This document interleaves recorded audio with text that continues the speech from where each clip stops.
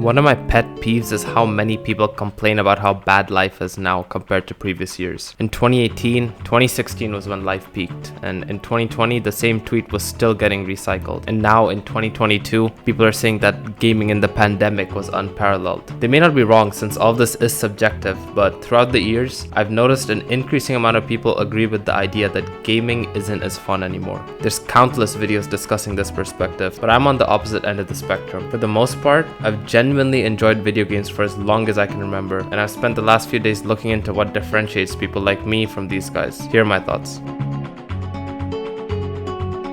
A good portion of people that complain about games getting boring, at least from what I've seen, generally stick to games like Fortnite, Overwatch, or Valorant. I've dabbled in these games, but I strongly prefer single-player games. Competitive multiplayer games and single-player games are different in the regard that one focuses on the denial of reward while the other strives for a more fulfilling experience. This video by Healthy Gamer covers this concept in more detail, but that denial of reward makes games more addictive because players are constantly yearning for that victory royale or that pentakill or just some intense moment that can outweigh the hours of dullness. This is also the reason why gambling is addictive. If you enjoy playing these types of games, then there's nothing wrong with it. You should keep doing what you're doing. But if the game just feels like a monotonous routine of constantly reliving the same experiences with an occasional burst of dopamine, then it might be a good idea to take a break from that game.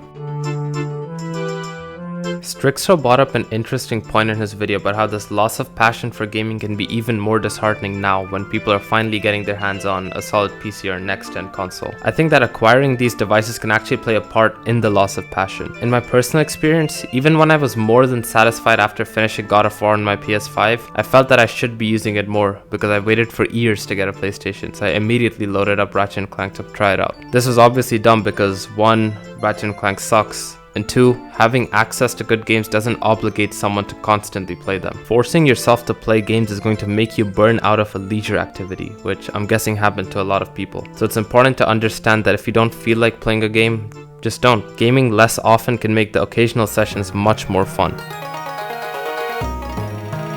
I have friends that fucking hate FIFA and often complain about it, but yeah, as I'm recording this now, actually, I can see him on Discord playing FIFA. Games like FIFA, NBA 2K, and most online shooters, they have a very loyal fan base, and I see many people in that fan base complain about the downfall of gaming. These games are often very repetitive, and as I've even experienced before, it can be hard to break out of the cycle. There's only one clear and concise way to summarize the solution for this. Variety is the spice of life. Going from Fortnite to games like Breath of the Wild, Mario Odyssey, and most recently Sifu is the reason I can even make this video. Obviously, I've played some dog shit like Ratchet & Clank when exploring games, but the good greatly outweighs the bad. There may not be a single game that can balance multiple weapons, interesting environments, and unique enemies as well as Doom Eternal. There definitely isn't a single game that's better than God of War, and other games like Sifu and Hollow Knight, which have some clear flaws, still created unforgettable experiences for me through incredibly unique gameplay and engaging stories. I wouldn't have had these experiences dropping fucking Pleasant Park in Fortnite.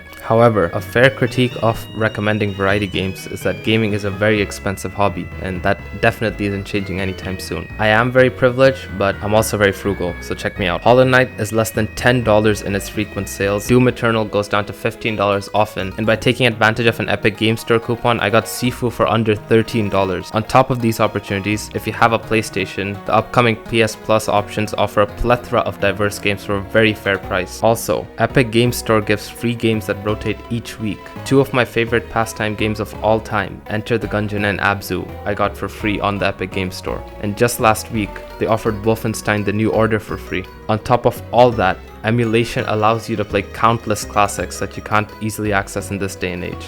I'm not going to tell you where you can get the game files because I'm sure Nintendo lawyers will come to my house and spank me before I even finish the sentence, but you can figure it out, I'm sure. Recent FPS games like Call of Duty Vanguard and Battlefield 2042 get a lot of deserved hate. Same with FIFA games and NBA 2K games. All of these franchises are guilty of releasing either unfinished or lazy games with no significant changes from previous iterations in the franchise.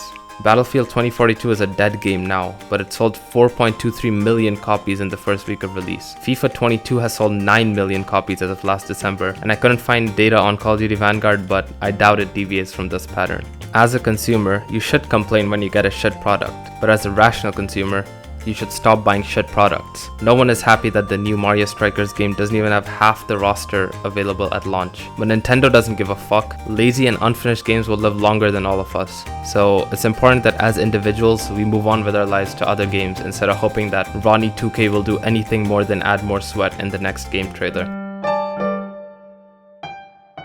Am I better as a human being than someone who just plays FIFA?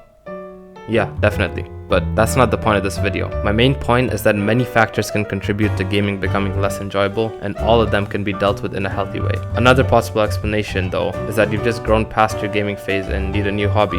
This is a tough pill to swallow, but you can still merge that withering passion for gaming with something else, like one of my favorite YouTubers, North of the Border. This dude makes amazing sculptures and amazing videos of, as he describes it, nerdy things. There's many ways to keep or even use that sentimentality of gaming experiences to try new things in life. So, finally, if there's one thing you should take away from this video, is that you shouldn't play Ratchet & Clank.